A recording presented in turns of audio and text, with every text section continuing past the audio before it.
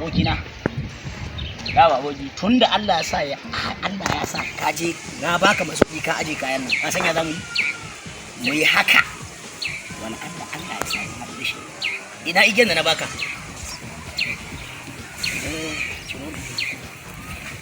kawo kaga tawa ni kuma ga tawa akwai wani sinadarin wurin foda da na zo mana da shi ka gane ka ganta wannan fodar shekiyar foda ce ko iskanci zai mana muka haka mu tura mu su ma zai yi kaga daga nan sai mu yanayin karfin sinadarin a jiki a'a yana karfe ya tashi da wuri ina awa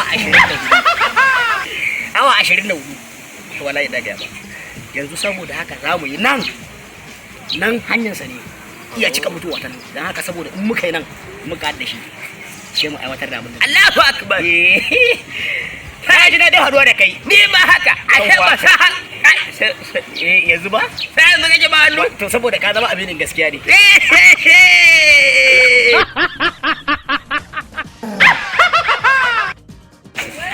na san a rayuwa ta ne na fi son tashi ka iya tashiwa haba ai gwani ne Allah wallahi dan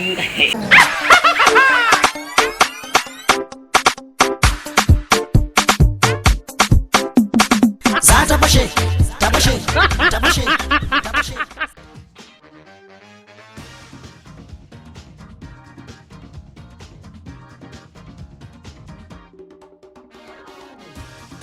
lafiya